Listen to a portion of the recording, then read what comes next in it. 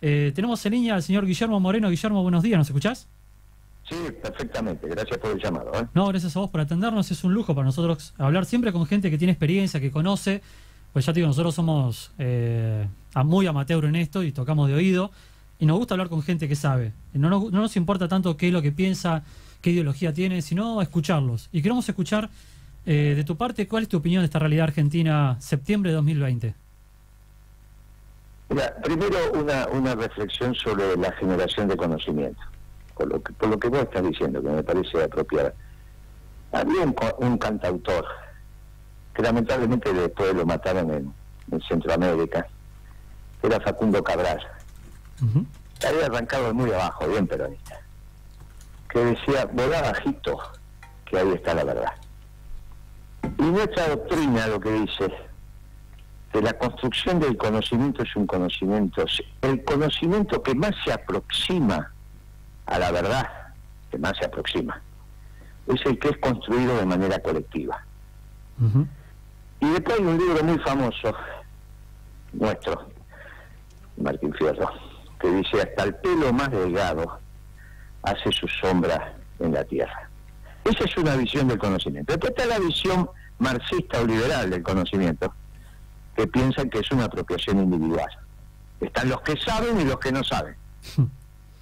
Y nosotros los peronistas con eso siempre confrontamos, porque terminan despreciando el conocimiento popular. Entonces, la diferencia entre vos y yo, y no es a mi favor, depende de dónde la veas, es la edad. Me tocó vivir más, y la experiencia, obviamente que también te da conocimiento. Pero cuidado con eso de ensalzar, cuidado con humildad lo digo, ¿no? Sí, de ensalzar ese conocimiento iluminista. Eso es muy marxista o muy liberal. Y yo te aconsejo, no sé quién para aconsejarte, pero que incorpores la posibilidad de la construcción del conocimiento entre todos, ese conocimiento conjunto que finalmente termina generando un hecho lo más aproximado a lo verdadero. Bueno, dicho esto, sobre la realidad, que fue la pregunta, pero bueno, me había tocado escuchar tu introducción y me pareció que tenía que opinar sobre eso, es que el presidente no tiene mucho tiempo para cambiar. Y si no cambia, va a fracasar, y va a fracasar rotundamente. Y ahí sí yo digo, si el presidente Alberto Fernández fracasa, los peronistas no tenemos nada que ver, porque él ya ha dicho que este es un gobierno socialdemócrata en su formación, porque lo hizo él y él se considera así, si bien de vez en cuando dice que es peronista, como el viernes pasado, pero no ayer sino el anterior, pero después cuando gestiona no gestiona como peronista, y dijo que es un gobierno de coalición. Por lo tanto, o se dice peronista y ejecuta políticas peronistas, o va a ir al fracaso. Tal cual. Creo que estamos bastante de acuerdo en eso, de que está yendo hacia un fracaso rotundo y que es un gobierno socialdemócrata. ¿El de Macri cómo lo definirías? El de Macri tuvo dos etapas. El gran paraguas fue un esquema especulativo rentístico, que algunos dicen que empezó con Kicillof y otros dicen que empezó con Macri. Con Kicillof en el 14 cuando devaluó. Sí. Porque no es que la devaluación de Kicillof no generó consecuencias en la economía, generó consecuencias extremadamente complicadas. Pero bueno, algunos dicen que empezó con Kicillof y otros con Macri. Y dentro de ese esquema especulativo rentístico tuvo dos etapas bien diferenciadas. La oligarca, que va desde el principio hasta que viene el Fondo Monetario, que le obliga a poner retenciones, y ahí empieza la etapa decididamente neoliberal.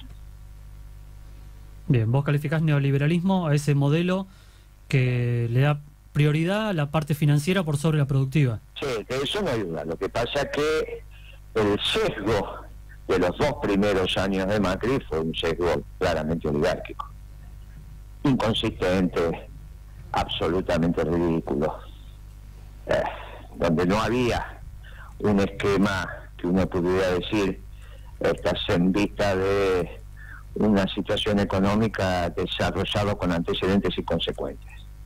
Era una tontería. Claro. Después vino el fondo y le ordenó un poquito el esquema de pensamiento. Entonces vos tenés una etapa claramente oligárquica, donde se mete con el precio de la comida y destruye el mercado interno, y entonces para subsanar la falta de demanda, sobre todo de los sectores populares, pone a gastar el Estado y espiraliza el déficit fiscal. Entonces, si bien hay un patrón de acumulación de capital donde lo especulativo va sobre lo productivo, tiene un sesgo que es el que te estoy señalando, porque no hay modelo neoliberal con déficit fiscal al alza en la tipificación de un modelo neoliberal. Por eso, con un sesgo altamente oligárquico que le dio el carácter. Después vino el fondo y le ordenó eso. Se lo ordenó en términos de ordenar, ¿no? De poner orden. Y ahí sí entras y irrumpís en un modelo neoliberal con todas las características, que es el que sigue ahora. Con su más, con su menos, toda esta tontería que está haciendo Alberto. En el fondo, los socialdemócratas en términos económicos son neoliberales porque es la misma escuela, no es la escuela austríaca. Bien. Los socialdemócratas y los neoliberales tienen un mismo origen en términos de pensamiento económico, que es la escuela austríaca de economía. ¿Verdad? Sí. No es tan conocida porque, bueno, conoce más la escuela de Chicago, bueno, todas estas cosas que ha pasado. Bien. Pero el origen del pensamiento económico de los socialdemócratas y de los neoliberales es el mismo, de la escuela austríaca. Por eso Alzogaray, si bien se llamaba liberal, cuando pensaba la economía la pensaba como un neoliberal, porque algunos terminan creyendo que los neoliberales son como liberales modernos, ¿viste? Son los nuevos liberales, bueno, eso es una tontería. Alzogaray hablaba de la economía social de mercado porque había leído a los austríacos, y si bien él se plantaba como liberal, cuando hablaba de economía era neoliberal, y el actual ministro de Economía dice las mismas tonterías, queremos una economía social de mercado, que lo habrás escuchado en las pocas declaraciones que ha hecho. Sí, sí, sí. Y dice lo mismo que Alzogaray, porque tienen una raíz común, que, te insisto, es la escuela austríaca. Es la gran división en la economía. ¿Y tu modelo productivo lado, sería el de Néstor Kirchner, el de esos años? ¿Perdón? El modelo productivo que buscaría sería el de Néstor Kirchner, el de 2003-2007. Sí, el peronista. Ahora hay una otra estupidez que me gustaría aclarar, porque ya no sé cómo caracterizarla. Empiezan a decir, porque Alberto Fernández, viste que hizo una declaración que él no creía en los programas, en las planificaciones, y que Néstor Kirchner tampoco. Mira, termínenla con esa estupidez. Kirchner creó el Ministerio de Planificación. ¿O ministro de qué era Julio De Vido? Claro. Y entonces, o sea, el tipo que crea el Ministerio de Planificación en la Argentina decía, o sea, no creía en los planes. ¿Pero qué les pasa? ¿Quién era el ministro más importante de Kirchner? Sí, sí, Julio. El que generaba los equilibrios macroeconómicos era Lavagna. ¿Quién era el ministro más importante? Julio De Vido. Muy bien. ¿De qué era ministro? Planificación.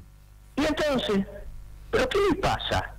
O sea, quieren cambiar la historia negando los hechos contundentes.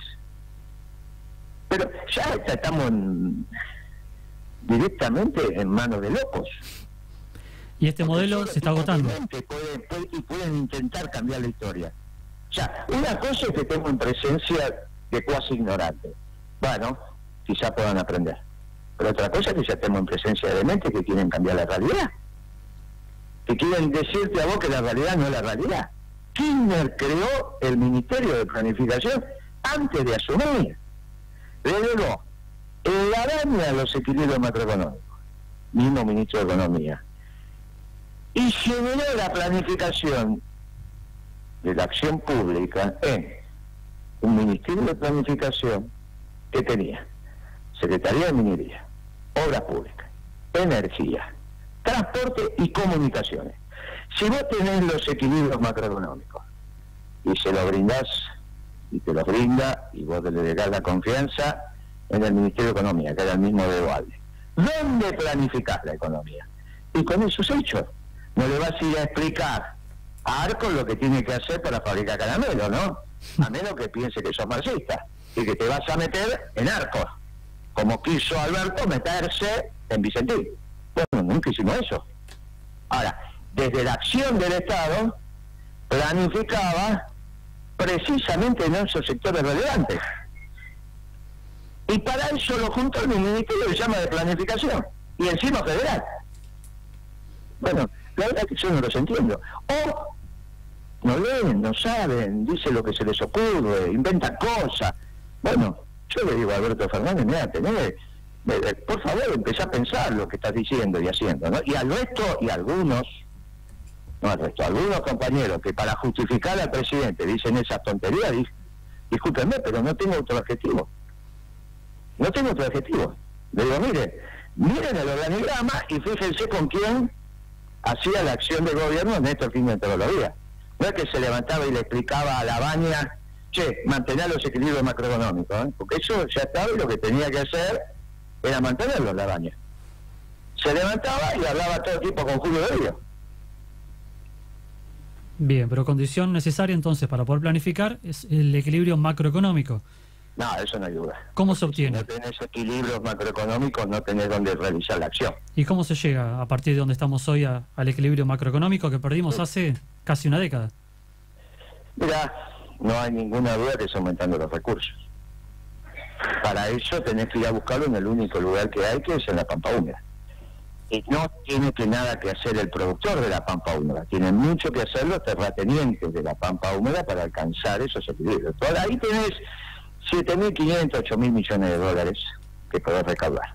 Si ponés correctamente las retenciones y la ley de alquileres correspondiente a ese espacio geográfico llamado la Pampa Húmeda. Y eso te va a dar, te vuelvo a decir, un límite de 8.000.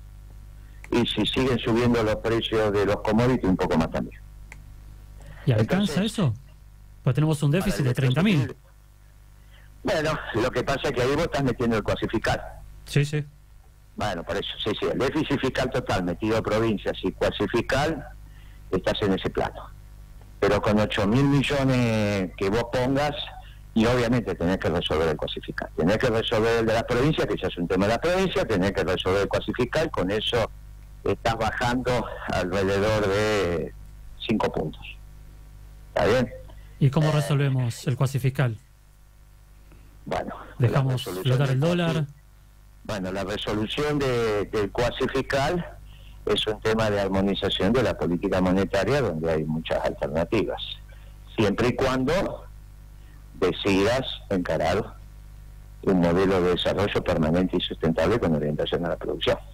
Ahora, si no, te va llevando la corriente, que es lo que está pasando. Sí, sí. Ahora me acabo de enterar que hacen la última estupidez de indexar los plazos fijos. Eso ya lo hicieron los radicales. Los indexan en función del tipo de cambio oficial. Bueno, eso ya lo hicieron los radicales. Es una cosa increíble, ya fracasó. En el año 85, el Plan Austral tenía un vector que hablaba del desagio de la economía, por el desastre que había hecho la indexación de la economía. Ahora estos muchachos nos llevan a la indexación igual que nos llevaron los radicales. Yo la verdad que... Pero no pasó hace tantos años, estamos hablando del año 85. Para la patria son 35 años, no es tanto. Nada. No puede ser que no lo hayan estudiado. No puede ser. No puede ser. O sea, me niego a pensar que no lo hayan estudiado. Me niego a pensar que estamos frente a unos muchachos que improvisan todo el tiempo y que ejecutan lo primero que les viene por la cabeza. Pero bueno, me voy a tener que convencer que son así, porque como ellos se viven improvisando, no les gusta planificar. Pareciera eso. Mirá qué divertido, vamos a indexar los plazos fijos en pesos en función del tipo de cambio. Mirá qué divertido. Piensan que le descubrieron el agujero del mate. Que esta vez va a funcionar. Sí, pero es una cosa que en Argentina ya se hizo y fracasó. Pero ¿cómo vas a indexar los contratos? Si ese es el problema, que te genera una inercia inflacionaria que después es imposible. Y cada vez el auto toma más velocidad. Pero es obvio esto. Si vos, el último continente en términos de contención que te queda, que no están permitidos indexar los contratos, el Banco Central dice que tiene autoridad y lo permite, bueno, el año que viene no, es obvio. Por eso está llevando a Alberto Fernández un fracaso rotundo. ¿Estás de acuerdo con...? Que diga que es peronista y se comporte como peronista. Y si no, yo le digo a la sociedad, los peronistas no tenemos nada que ver. Claro. Es cosa de socialdemócratas. ¿Sí? ¿Qué gobierno peronista encontrás en la historia? ¿Realmente peronista? Menem no dirías que fue peronista. En el nuestro, como que el de Kirchner fue peronista y el de los de Perón, no tenga ninguna duda. El de Menem fue peronista, él se definía así. Yo soy misericordioso porque en ese momento acababa de caer el muro de Berlín. El 8 de julio asume Menem y en octubre de ese mismo año se cae el muro. Y se terminó la Guerra Fría con un claro ganador. Y los socialdemócratas y los neoliberales al año siguiente empezaron a escribir el Consenso de Washington, también el famoso decálogo del buen gobierno. Y todos, los vietnamitas que acaban de hacer una revolución exitosa, los angoleños, los argelinos, todos empezaron a hacer, los europeos, todos los que vos levantabas el teléfono y hablabas, hacían un esquema basado en el Consenso de Washington. Entonces, para pelearte con el mundo, tenés que ser Perón. Y Menem no era Perón, está claro. Claro. Eso me lleva a mí a ser misericordioso, pero en este momento, eso se terminó. Precisamente en este momento, cuando Trump está administrando el comercio exterior y está haciendo lo que hacíamos nosotros, es que no existe más ese mundo global.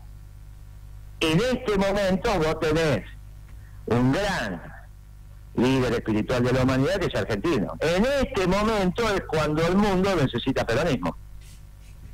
Entonces, por primera vez el mundo te sonríe. Pero si le llega bien a Alberto Fernández lo que pasa en el mundo y no con su cabeza europea, como dice, porque él lo dice con una virtud, tengo una cabeza europea, como si fuera virtuoso.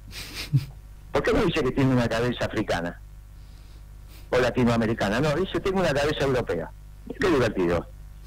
Como si vos cuando tengas una hija le decís, hija, buscate un marido que tenga una cabeza europea, porque para vos sos virtuoso. ¿Sí? ¿Estás de acuerdo? Tenemos un presidente muy raro. ¿Estás de acuerdo con Carlos Marlatón de que se viene el final de este proceso que empezó para vos allá por 2014, por ahí un poquito más atrás? Está terminado, pero no porque lo dice Marlatón, lo decimos. Yo no sé si lo dice Marlatón o no, tuve un debate con él y la verdad que fue muy rico, muy sustancioso, pero no le escuché decir eso, pero si lo dice... Él dice que se termina en 2021, se termina. Lo decimos nosotros, hace rato. Este ciclo está terminado. ¿Y va a ser un fin abrupto? ¿Va a ser conflictivo? No lo sé, eso lo define la política. Vos sabés que el fin de los ciclos económicos pueden coincidir también con el fin de los ciclos políticos, como le tocó a De la Rúa. O, como le tocó a Menem, no. Menem tuvo dos ciclos económicos. El primero hasta la convertibilidad y el segundo la convertibilidad y él un ciclo político único. Claro. Bueno, no lo sé, eso lo define la política. Tiene la oportunidad de reconvertirse y empezar un nuevo con el mismo ciclo. Yo le digo, yo apuesto, porque siempre es preferible, yo apuesto que Alberto Fernández, como dijiste vos, se reconvierta al peronismo y no solo lo declare, sino que lo practique. Y entonces conducirá el nuevo ciclo económico de producción y trabajo. ¿Qué país mira no, Guillermo? Bueno, él echa su suerte, ¿qué crees que te diga? Sí. ¿Qué país mira Guillermo Moreno y dice, esta es la política económica que me gustaría seguir? ¿De qué país del mundo? No, hoy es un modelo de producción y trabajo. Me parece que el peronismo tiene la expertise suficiente, pero si vos me decís, yo elige Vaticano-Putin, me parece que es el eje que a mí me interesa mirar. El Vaticano en términos filosóficos teológicos, Putin en términos de lo que está haciendo de la reconversión de su aparato productivo, y me parece que hay que mirar atentamente lo que hace Trump. En términos económicos, prácticamente copió lo que hicimos nosotros, ¿no? Nosotros decíamos primero la Argentina en el 2012 y él dice, lo dijimos siempre, pero en el 2012 especialmente cuando empezamos a administrar el comercio, y él lo dice Estados Unidos, dice primero Estados Unidos, ¿no? American First. Sí. Bueno, me parece que si vos buscas, ahí hay muchos planos de coincidencia. Después tiene que hablar más con el Papa, ¿no? Porque la reducción hace cosas que no corresponden, pero estamos hablando de economía. ¿Y el tema de reducción de impuestos? A mí ese es un tema que los impuestos tienen que ir al lugar donde las empresas son rentables, porque meter impuestos donde el proyecto no te da, no sé de qué sirve. Por eso yo hablo de impuestos en la Pampa Húmeda, son las únicas empresas rentables que hay hoy con un sobrecosto por el alquiler que pagan, Y ahí es donde tiene que regular el Estado. Al regular el Estado tendría dos alternativas. O que la renta extraordinaria se la apropie el productor, y entonces ya tendrías, imagínate, un superplus, o lo que vos haces a través de las retenciones es que aporten a la construcción del equilibrio fiscal. Si vos, un tercio del costo de los productores es el alquiler. Un tercio, Sí, sí. del producto producido. Un tercio del valor bruto de producción, o sea, de la factura. Un tercio de la factura se la lleva el alquiler. Hoy en la pampa húmeda el rinde es 38 o 40 quintales, soja por ejemplo promedio, y el alquiler está 12, 14, 16. Así que un tercio de la producción en términos de valor bruto de producción, se lo lleva el alquiler. Bueno, esto no puede seguir así. No hay economía que alcance el equilibrio que necesitamos. Porque si piensa Alberto Fernández que va a equilibrar la economía bajando las jubilaciones o que los salarios estatales sufran lo que tienen que sufrir, como hicieron con la Alianza, para ir avanzando hacia los equilibrios macroeconómicos, bueno, tiene un lío bárbaro en la cabeza. Ahora, más lío pensar que eso se soluciona emitiendo plata y que la economía es emitir plata, ¿no? Es una estupidez mayúscula. Una estupidez mayúscula. Ya si la economía va a ser emitir plata. Y hay algunos pseudo teóricos que andan dando vuelta por el gobierno que te hablan de la teoría monetaria moderna, que tiene que ver con esto, que pocos han estudiado también y que yo ya les digo humildemente, mire, esto no es teoría ni es moderna. ¿Está bien? Bueno, imagínate que la carrera de economía va a ser emitir plata. Qué fácil sería, ¿no? Pero aparte en la Argentina, ¿no? Donde llegaste a tener billetes de 1 millón. Claro. Vos no lo viste, por suerte, pero bueno, yo sí. Yo vi de 500.000 1 australes. millón de pesos. Yo llegué a ver de 500.000 australes. Llegué a usar, pagado el colectivo, me acuerdo. Sí, bueno, pero había de 1 millón también, Fua. antes. Bueno, es una cosa disparatada. Imagínate vos tener un billete de 1 millón de pesos y no podés comprarte un pan. Y te viene con que hay una teoría monetaria moderna donde vos podés emitir toda la plata que quieras. Pero yo no sé qué les pasa. Cuando claramente lo que te genera el valor es el trabajo, ¿no? Lo que tenés que hacer es trabajar. Por eso el peronismo dice gobernar es crear trabajo, en el sector privado, que fue lo que hizo Kirchner. Bien, creo que voy Kirchner entendiendo. la economía crecía en el sector privado, no en el Estado. Nosotros Sí, trabajábamos con superávit fiscal. Sí, creo que voy entendiendo. O sea, tenemos que trasladar toda esa que se está generando, esa riqueza se está generando, riqueza entre comillas, por plazos fijos, por LELIC, por LEVAC y por alquileres Nunca en la puede pampa ser húmeda riqueza esto. al Nunca sector puede ser productivo. riqueza. Nunca puede ser riqueza. En todo caso, lo que creas es medio de pago. Lo único que genera riqueza es el trabajo. Lo que pasa Claro. que se confunde la acumulación de capital con la acumulación de plata. La acumulación de capital es fundamentalmente las máquinas y herramientas que conjuntamente con los saberes es lo que define la tecnología. Pero eso sí es acumulación de capital, Sí. no medios de pago. Medios de pago se confunde con capital porque te permitiría acceder a las máquinas y herramientas como medio de pago, pero no son. ¿Está bien? No son. Sí, sí. No es la esencia. Pero bueno, por eso es importante tener formaciones profundas también en la disciplina. ¿Está bien? Y a mí me parece que está faltando. ¿Lucho? La esencia de la economía es el trabajo. Sí, sí. Y ahí de te acuerdo. encontrás con los liberales y te encontrás con los marxistas.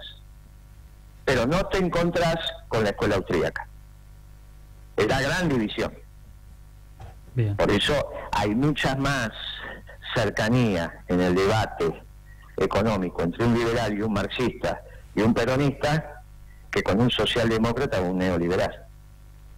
Vos cuando hablás con un liberal o hablás con un marxista siendo peronista, tenés algún lugar donde te encontrás. Y no te encontrás con los socialdemócratas y los neoliberales. Sí, nosotros, bueno, por lo menos voy a hablar por mí. Yo más bien me considero un liberal semiclásico y te encuentro muchos puntos en común. Lo que me hace más ruido es la parte de la planificación. Obviamente somos medios que no nos gusta la parte de tanto planificar, por lo menos tanto, como se planteó siempre en Argentina, que se controla combustibles, energía, comunicaciones, aerolíneas, todo pasa por el ámbito del Estado y se planifica, por ende, por lo menos para mí termina saliendo mal por eso, por vos tanto... lo vas a entender muy fácil. ¿Sabés por qué lo tenés que hacer? Porque tenés un mercado pequeño.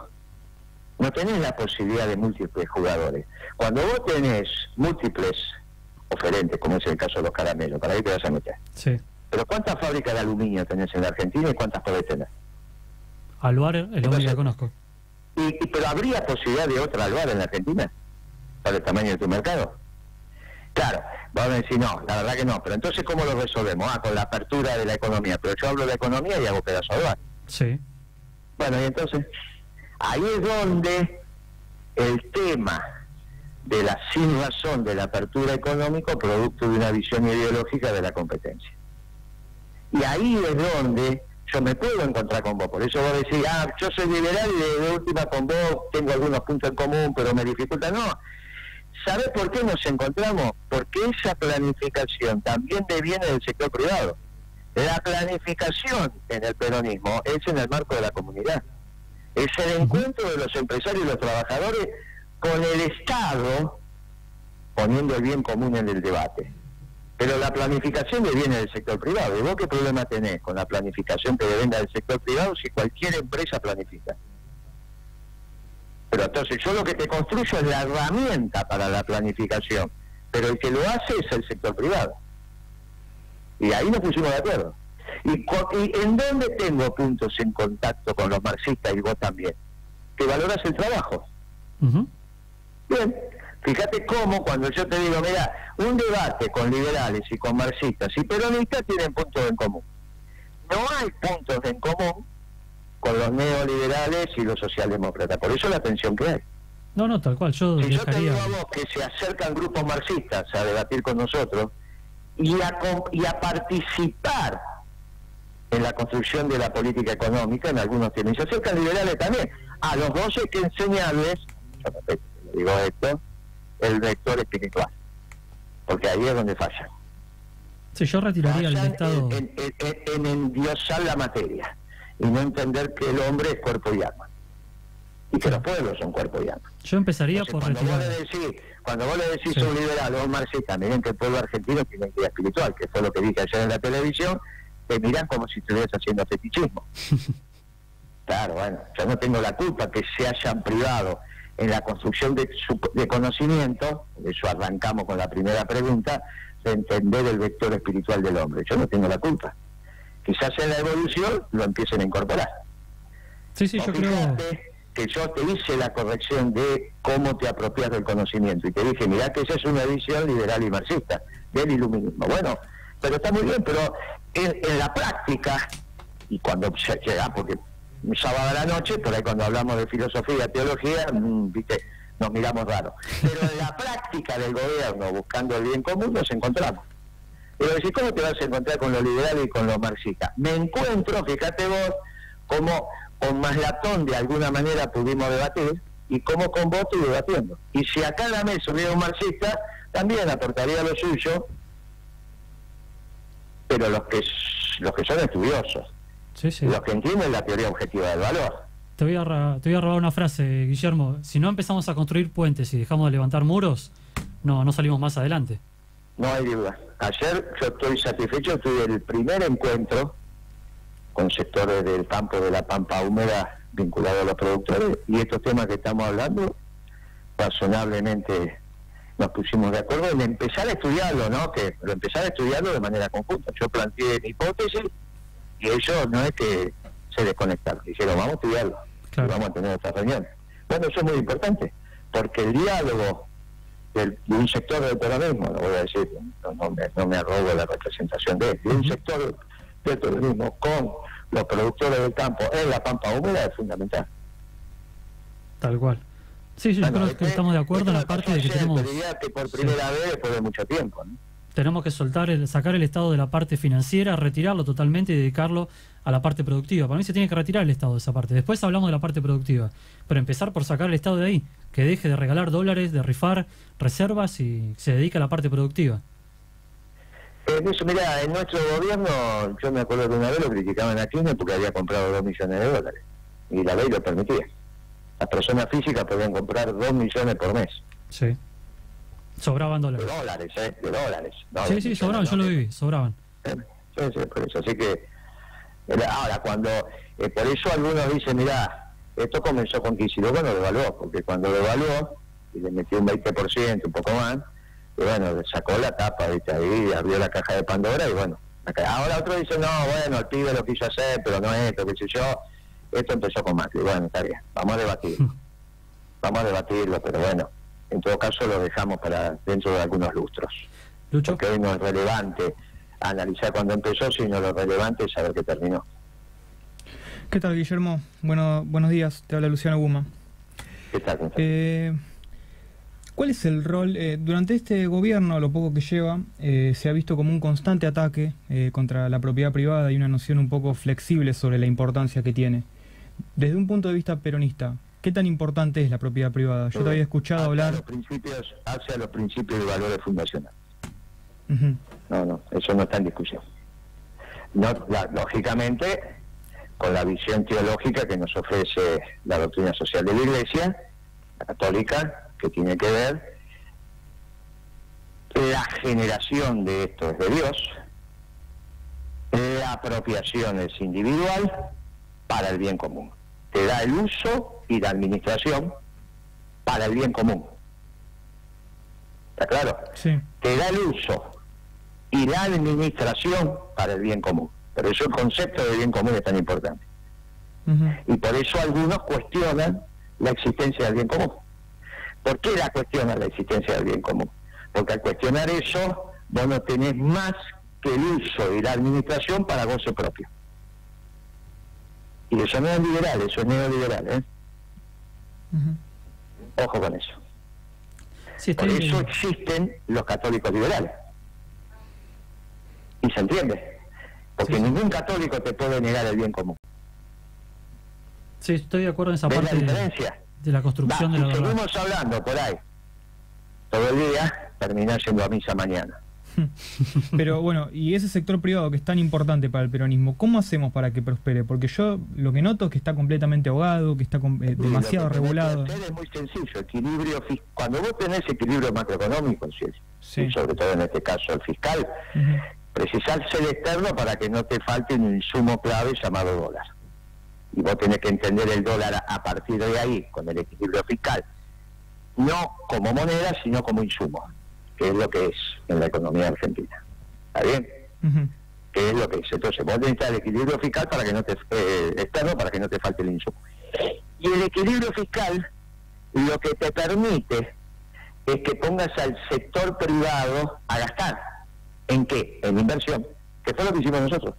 Por eso, el país cuando crecía al 10%, 9, 10, 8, el sector privado crecía al doble, porque el que no crecía era el Estado. Para que vos crezca la economía un 8%, con la participación que tiene el Estado en la economía, significa que el privado creció el 16%.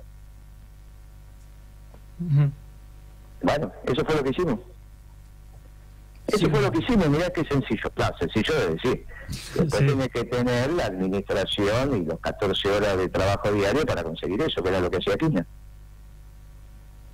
¿Fueron iguales los 3 gobiernos del kirchnerismo? Mira, sí, básicamente sí. En todo caso podemos reflexionar sobre los últimos 2 años de Cristina con Kicillof, pero eso ya es Kicillof. Claro.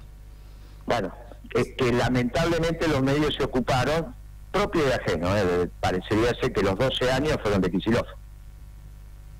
Y Kicillof tuvo 2 años de ministro de Economía sobre 12, ¿no? Sí, sí.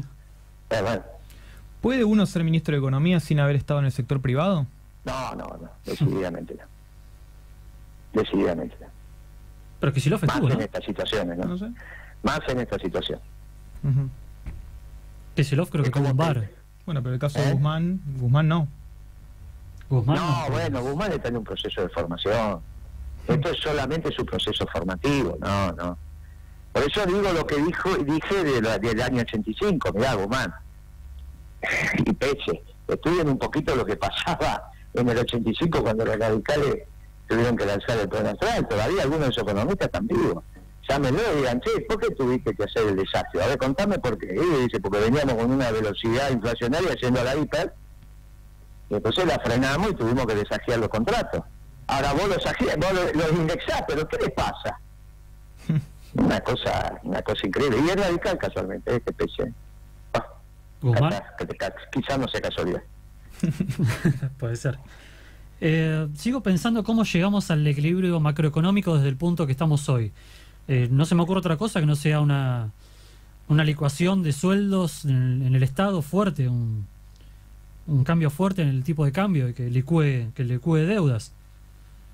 No, mira, eso lo que vos podés decir, que esa sería una herramienta, pero no sé por qué sueldos. Porque lo que importa de los sueldos es el poder adquisitivo, no el tema nominal. Vos me acabas de decir que pagaba con 500.000, no sé qué moneda era, un billete de 500.000 el colectivo. O sea, sí. Lo que estamos hablando es del poder adquisitivo. Yo te digo, en términos energéticos, el precio del gasoil, 60 centavos de dólar el litro. Y la comida, unos 60, unos 80, el kilo de asado bueno, de asado de vaca buena. ¿Está bien? Y vos con esos precios tenés un poder adquisitivo del salario extraordinario. Así que cuando vos hablas de licuación, no sé de qué hablaste. Yo digo lo que yo digo, y vos decís lo que vos decís, y yo te escucho respetuosamente, pero yo no digo eso. Entiendo. Te lo acabo de decir. Vos ponés el gasoil a 60 centavos, y ponés el kilo de asado a unos 60, unos 80 de vaca buena, y el poder adquisitivo del salario va para una dominancia en el mercado interno, que es lo que necesita la Argentina, para que las empresas que ofertan tengan la capacidad de abastecimiento y de penetración en los mercados externos. Para eso, un tipo de cambio competitivo y administración de comercio. Bien. De ninguna manera un peronista va a decir lo que vos decís. Yo te escucho, pero bueno, quizá esa sea una de las diferencias que tenemos.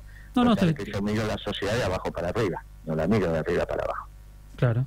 Yo la miro de abajo para arriba. Vos quizá la mirá de arriba para abajo y yo lo respeto, pero yo la miro de abajo para arriba. No, para nada. Estoy pensando cómo se puede dar ese cambio de ciclo económico para pasar de uno al otro, y no veo manera que sea suave. Lo veo medio violento la posibilidad, como fue en el 89. Vos no me preguntaste si va a ser suave. Vos me preguntaste si yo te estoy dando los instrumentos. Bueno, yo no dije ni que va a ser suave, ni que va a ser fuerte, sí. Ni que no. Yo creo, por eso te estoy diciendo, si Alberto Fernández no cambia rápidamente, fracasa. Y el fracaso tiene que ver con que los equilibrios macroeconómicos lo van a imponer la realidad. Claro. Porque finalmente la realidad se impone cuando el déficit ya no te lo financia nadie, ni voluntario ni involuntariamente. Voluntario cuando te presta plata, involuntariamente cuando vos no pagás. Bueno, llega un momento que eso se termina porque no te entregan más mercadería. Claro. Cuando no te entregan más mercadería, se objetivó el déficit, se terminó y votas en crisis, porque ya no tenés la posibilidad de hacer el gasto. Exacto. O sea, lo que el déficit indica es que tenés hacia dónde tenés que ir, mejorando los ingresos, para que la realidad no se imponga. Porque mientras tengas déficit es que alguien te lo financió, porque el gasto lo hiciste. Bueno, los proveedores porque no les pagas. Bueno, el problema es cuando no te entregan mercadería. Bueno, este es el tema. Perfecto. Por eso esto no es muy complejo, pero hay que entenderlo. Y tenés que haber vivido lo suficiente para estar formadito en una construcción colectiva. ¿Está bien? No en una construcción individual. Sí, estoy de acuerdo en eso, de que creo que al liberalismo en general le falta eso. Creo que al liberalismo tiene que aprender mucho el peronismo de eso, y el peronismo tiene mucho para aprender también del liberalismo. Pero sí, yo digo que hay unos lugares donde nos encontramos, incluido con los marxistas. Lo que pasa es que finalmente, en el debate a la larga, la única teoría abarcativa y universal termina siendo el peronismo. Por eso yo digo, si existen otras civilizaciones extraterrestres, son peronistas, no hay otra alternativa, no van a ser ni liberales ni marxistas. Es que abarca mucho el peronismo también, ha pasado gobiernos de todo tipo y son todos peronistas, abarca demasiado. Por eso es en términos de definiciones políticas, estamos hablando en términos filosóficos bien. Y de doctrinas. A la larga, lo que queda es el peronismo. Mirá, después de 70 años, ¿qué queda del liberalismo y qué queda del marxismo? Y nosotros estamos acá debatiendo profundo, no es que estamos debatiendo, ¿está bien? Y el líder espiritual de la humanidad es un argentino. Mirá qué interesante. Tal cual.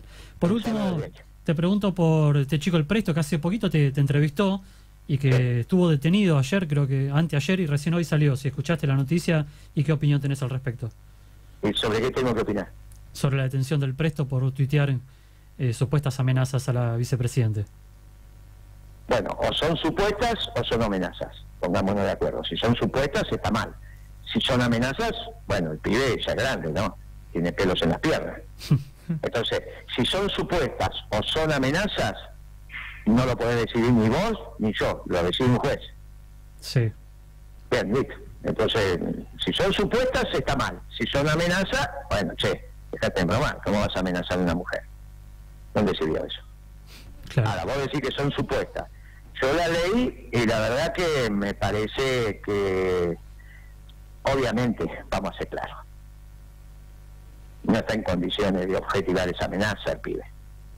¿Está bien? Sí, sí. O vos lo ves en condiciones de ir de... No, ni siquiera me pareció una amenaza como tal. Es de pico, nada más. Sí, sí. ¿Está bien? Bueno, ¿para qué lo haces? Claro. Bueno, ahora vos decís, son supuestas. No, pará, bueno, eso que lo decide un juez. Si vos decís son supuestas, entonces está mal. Si fuera una amenaza, sí, pará la mano. Si aparte, pibe, ubicate. ¿Está bien? Ahora, ¿qué tiene? 27, 28, 30 años, qué sé yo cuando lo vi. Sí. Se fue de Boca, nada más.